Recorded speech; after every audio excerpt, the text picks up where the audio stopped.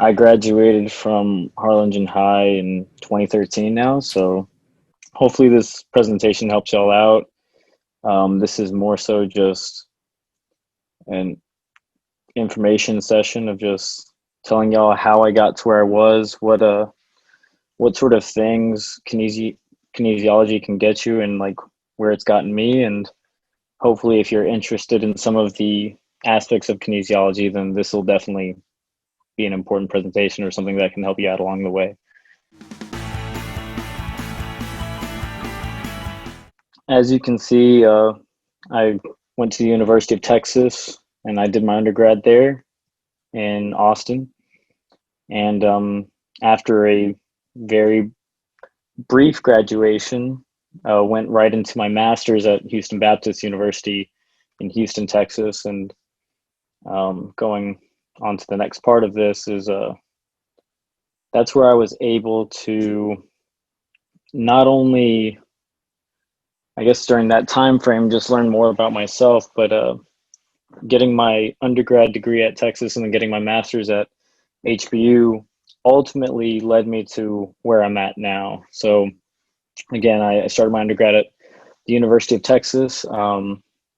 For me, going to Texas, I was really big on basketball. So in my heart, I was committed to playing for the men's basketball team at Texas, and I attempted to walk on there. And unfortunately, I didn't make it as a walk on player in any of the 4 years. So my next thought was, how can I stay around basketball while being able to do something that I'm going to be of service to other people, help other people, as well as like for me, I wasn't able to play basketball. So how can I help the next person who may be like me to get to where I wanted to get to? Also, going into the University of Texas, I started as a communications major, realized that even though I like to write, that wasn't necessarily a field that I wanted to pursue just because it was a little more restricted, and I felt like kinesiology opened up a lot of doors for me to have an irregular 9 to 5. Whereas, like a lot of people go sit at a desk, or journalism majors have to go do things within media, writing, and they have to find a subject matter to work on. As a kinesiology major, or more as a coach for me, it was really, really easy to find the benefit in just being able to have my own schedule, consistently inconsistent schedules where like right now I don't necessarily know what every day is going to look like. I just know I'm going to work with athletes every single day. um, Onward from UT, I was a practice player that led into me working with the men's basketball team in my last year at University of Texas. I also started private training people at Mad Training. That was how I kind of got into the field, which led to me working with men's and women's basketball at the University of Texas as an athletic performance coach.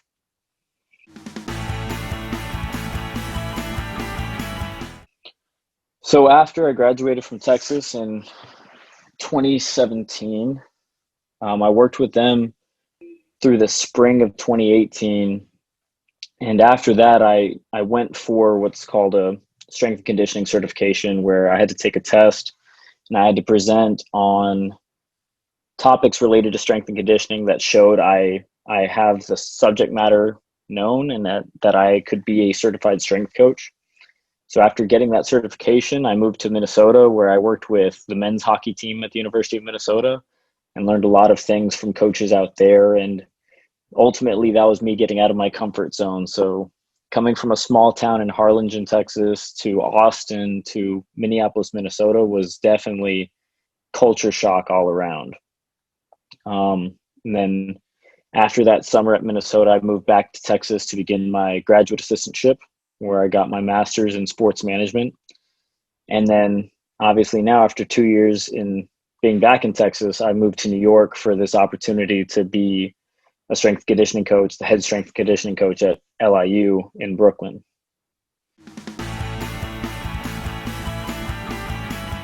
So I think the main thing for me, what would allowed this all to really work out into my benefit and how I got to where I was I found what I was passionate about, which was sports, helping people, um, performance related to sport.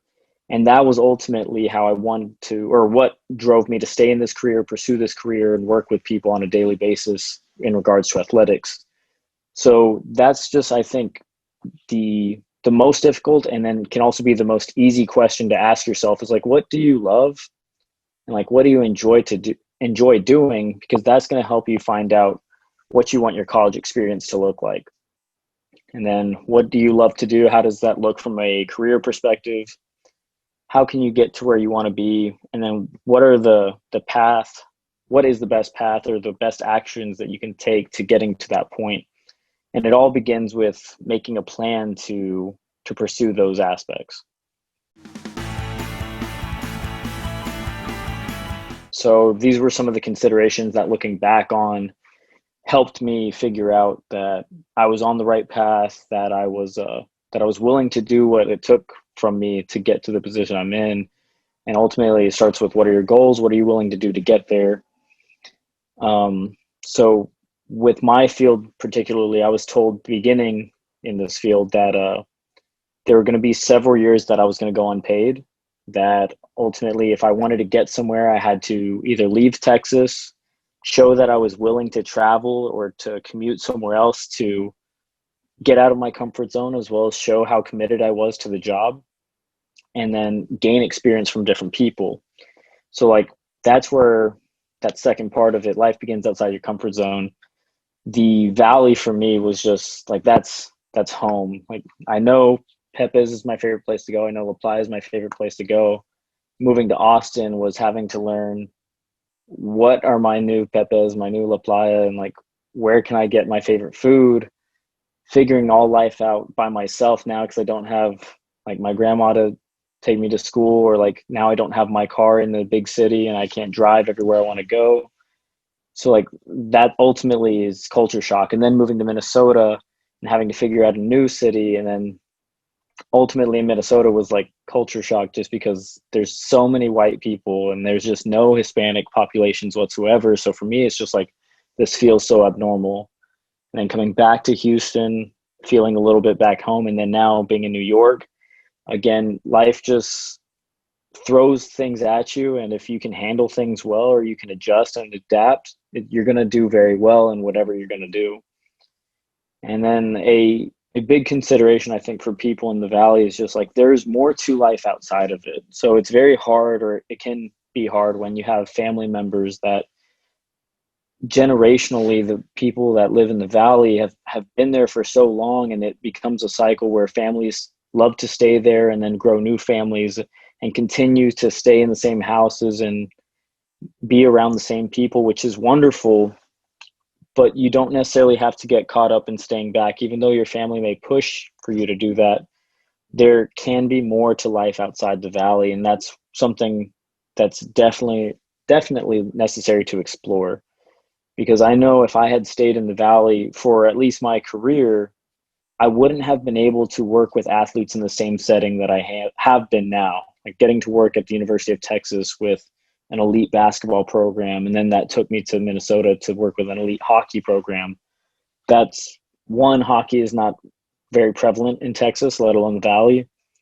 And two, the closest place for me that I could have gone and done that is UTRGV.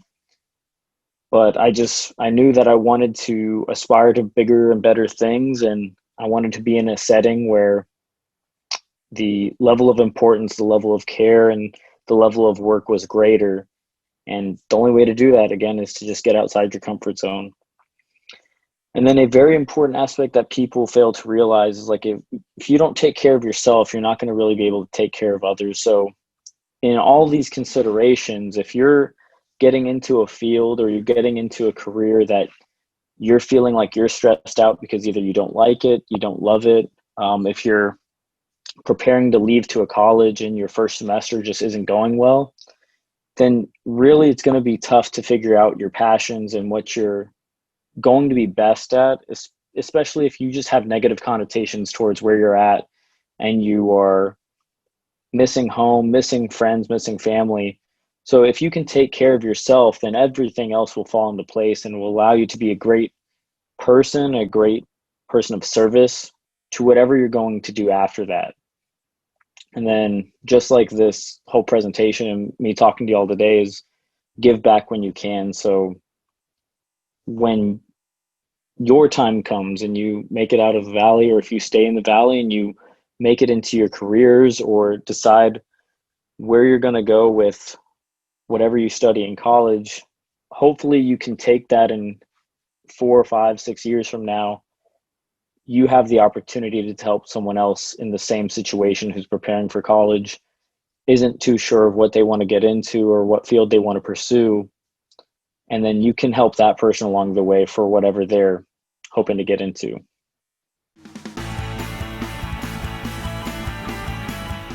Some of the most difficult moments, I think, in this career for me, one definitely when I left Harlingen to Austin, that was probably one of the hardest things I had to do, was leaving family, just because you get so comfortable being around the same people every single day, knowing that you have the consistency of getting to see your family, loved ones, friends, family on a regular basis, and people being within 5-10 minutes of you, and having to leave that all behind in the sake of pursuing your future in life and just collecting new moments and memories that can be carried on throughout your adulthood.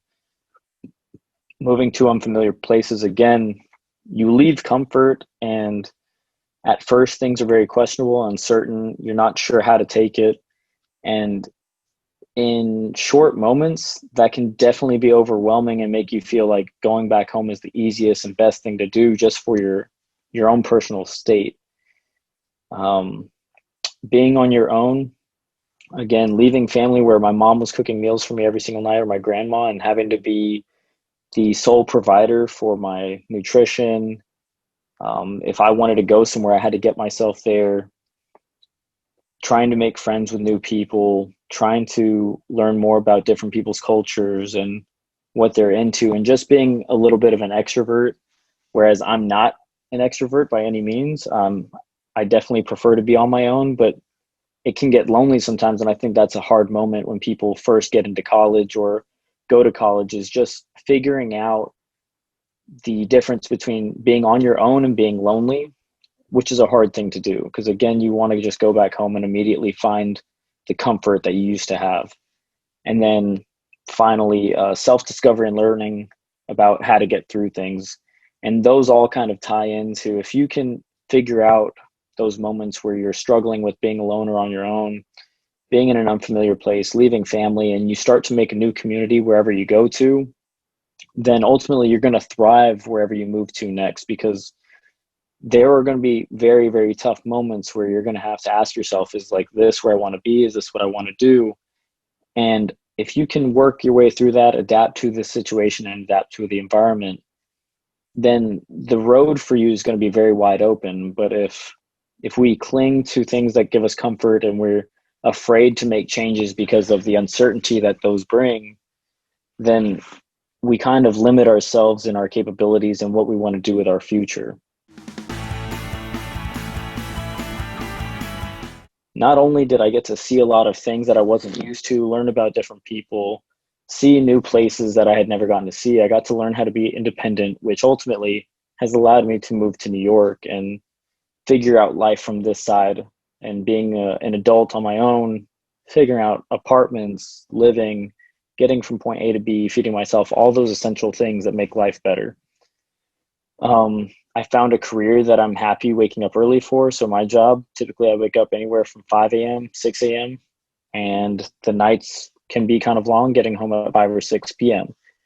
But I'm happy with those things because this is where I want to be and this is what I want to do, helping athletes, working with people, building relationships, and just being able to say that I'm happy waking up every day for those things is a blessing.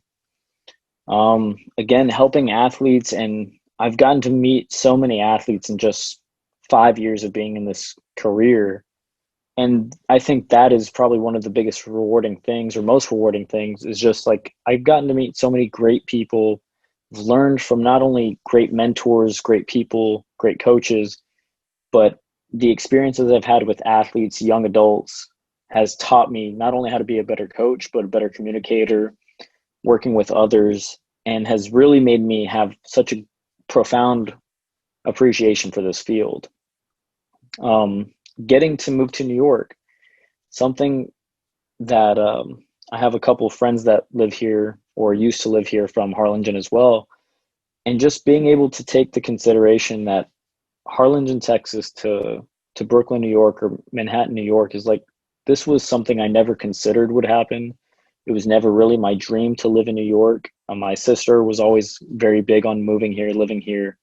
But the fact that I get to say that I moved up here, I'm making a life up here, and even if I don't stay here, it's just I've gotten to see such a different side of the world because of my career, because of the risks that I took, and being uncomfortable, but allowing myself to be uncomfortable and finding the appreciation in that has really helped.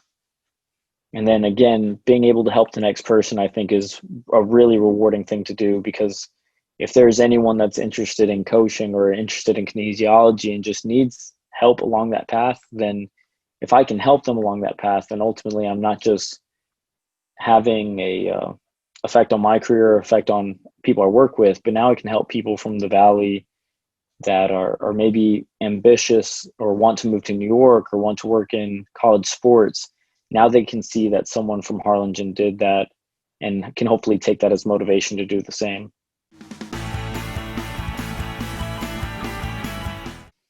So a couple questions that I figured some people may have before I get into the questions uh, Ms. Sanchez sent me, um, is where you go to college important?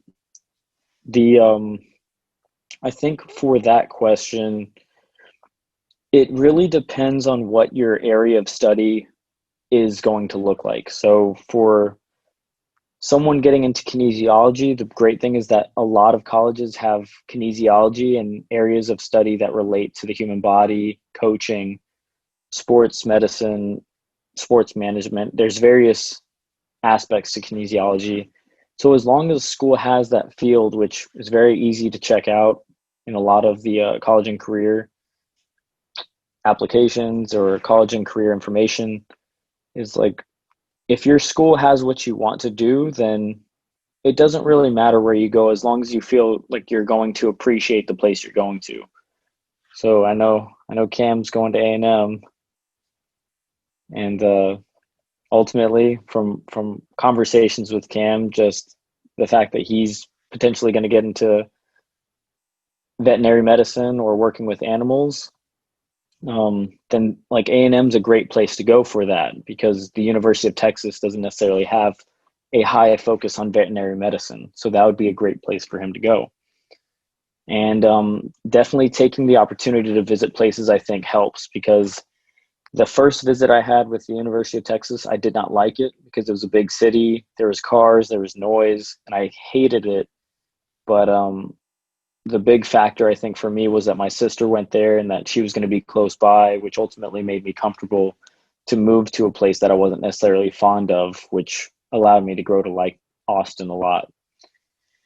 How did I choose my major, school, and then where I went to next? I chose my major based on the ability to work with sports. So I knew, again, right off the bat, getting into college, if I could do one thing for the rest of my life, it would be watch sports or be around sports. And kinesiology just seemed like the best avenue for me to take that would allow me to stay around sports, work with sports, and in a variety of settings. So the great thing about like my master's in sports management is if I wanted to, I could pursue working with athletes from a managerial standpoint, whether that's sports marketing, sports managing, an athletic director, a sports agent, any sort of avenue in that sense, based on my master's, could allow me to do that, which is, again, which makes kinesiology such a great field, because there are a bunch of different avenues you can take from kinesiology. And then I chose the University of Texas because I knew I wanted to be around high level athletics, a school built on tradition and has a history of beating Texas A&M. So definitely wanted to be there. Um, the other very important aspect I think that is established in college is learning how to build a network, because I'm sure people have heard it before. It's not what you know, but who you know. And to an extent, that is true. If you know people, you can definitely have an advantage over other people that you're competing with to get a job, to get in a certain hierarchy of your field, to get to a next job, or to get into some sort of organization on campus. So the easiest way I think to build a network is to be a servant. Like, you have to approach every relationship not only with what can this person benefit me with, but how can you help that person? How can you be a valuable piece to whatever that organization it is you're getting into? And then make yourself a piece that is hard to lose.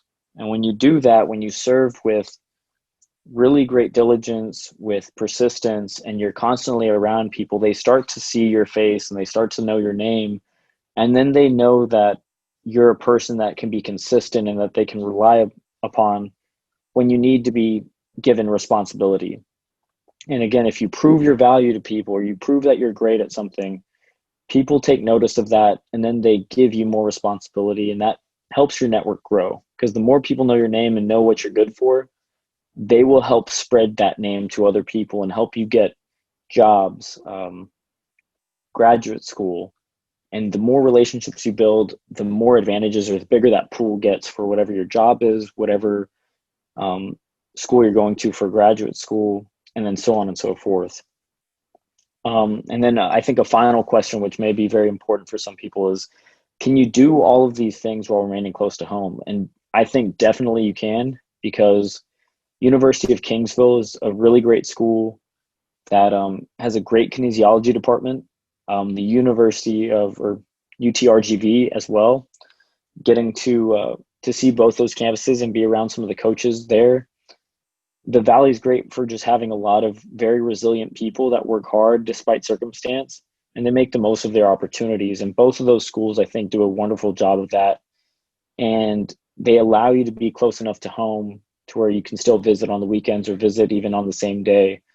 UTRGV is making strides in their programs and investing heavily in their sports programs, to where they are becoming a stronger adversary to some teams in the sports world. So definitely a great place to go if you're looking to get into coaching, to work with elite level athletes that go and play schools like Texas Tech, UT, A&M, and various sports. And you can see high level sports there, as well as like Kingsville, even though they're a Division two. I know my teams at HBU, we played them in beach volleyball, we played them in golf, and a couple other sports in the past. So both of those schools give you an opportunity to succeed in sports or succeed in kinesiology, and have an avenue for being around sports or getting into some sort of sports related field.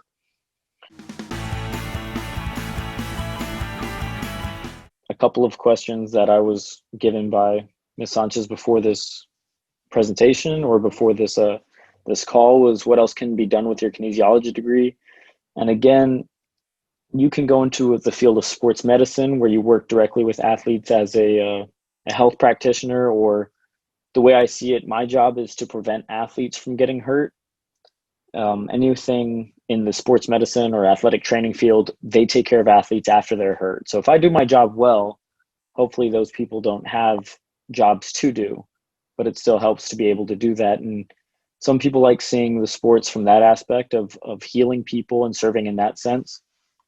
You can get into coaching actual athletic teams and not just strength conditioning or athletic training. You can get into being a football coach, basketball coach, volleyball. All of those are very prevalent in the field of kinesiology. You can pursue physical therapy. You can pursue, again, sports management, which allows you to take a business side to the sports field. And I think a few other kinesiology things can be personal training. Definitely the business side of like creating a gym or running a gym stems from like sports management, or being in kinesiology and then having some business background.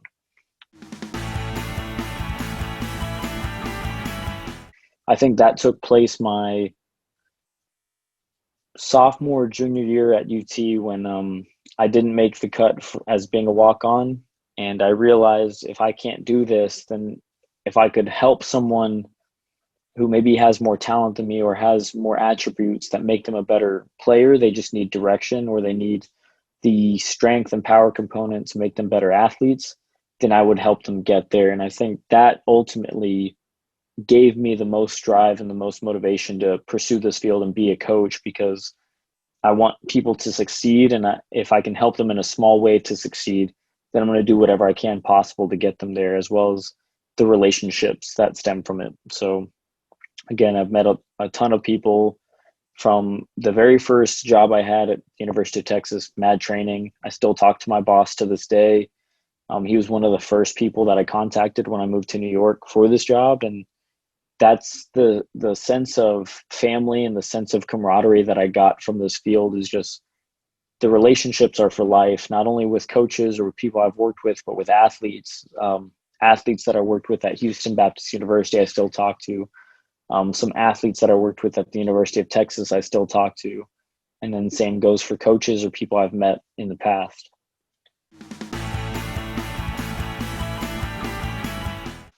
Really, what separated me from the people that did physical therapy or pursued that route to go into PT school was I was actually in all the same classes as those people. Just when we got to graduation, they went to physical therapy school, and then I immediately went into working with athletes. So like we took anatomy and physiology, where you study the bones of the body, the muscles, the interactions with each muscle and bone, which was really amazing, because when you understand that aspect, you start looking at people differently, and like the way they walk and the way they move from an anatomy standpoint.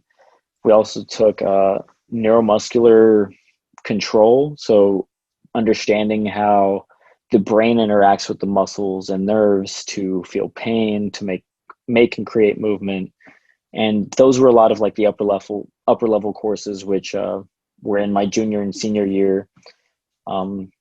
We took developmental, I believe it was motor development, so like the process of a child growing up, the trends that they have in learning movement, and you can predict what an adolescent is going to look like or how they're going to perform in sports based on the trends that they show growing up. So learning about like people being pigeon-toed or duck-toed, or the way people walk and how that relates to their athletic and physical performance. And then we took a lot of classes too related just to like, I took some lifting classes. I took a swimming class, the biomechanics, another great class if anyone likes math and physics. I definitely hated both, but I loved that class just because, again, it related to a topic that I was very keen on, and putting numbers and angles in physics into someone taking a jump shot or someone jumping, it made more sense to me than just seeing arbitrary numbers or angles on a blackboard and just calculating what that number would be. So it ranges definitely from learning about the human body to learning about the mind and muscle connection, and then learning about the muscles and bones and how they interact with the human body.